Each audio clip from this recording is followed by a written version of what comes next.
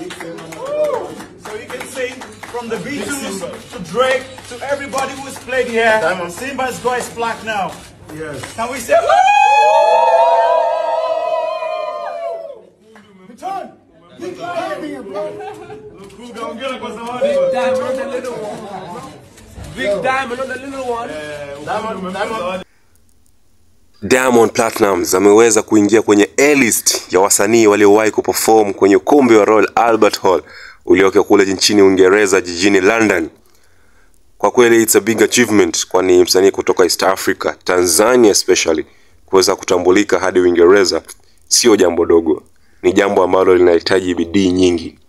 Maki ukiangalia wasanii walioweza kuperform pale ni ma-icon. Ukiangalia kama Muhammad Ali, kina Drake, kina Adele, kina The Beatles. So it's something that atakuwa proud of yeye mwenyewe. Na kando na kufanikiwa kufanya performance pale, aliweza kujaza ukumbi huo kunradhi wenye capacity ya watu 5,000. Na performance pia aliweza kutoa kutoka kwa wasanii wengine kama Pato Ranking, Mr Flavor, Jux, Tiwa Savage. Kuonyesha ni jinsi gani ana upendo na wasanii wenzake kutokea Afrika. Kwa hivyo wale waliweza kuhudhuria waliweza kupata burudani ya kutosha.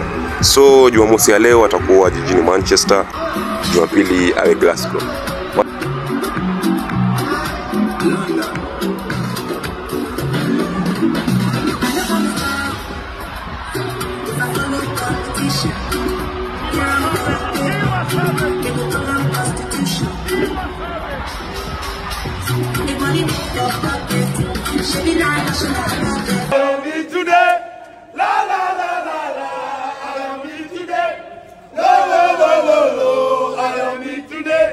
This is God design. Whatever you be mine. Hey, in London. Talk to the camera, bro. Tomorrow. London. Yeah, so happy. Manchester. Okay, you're gonna talk to him. Don't worry, I know in the video. You wanna sit down? Okay, you gonna like London, you guys are amazing.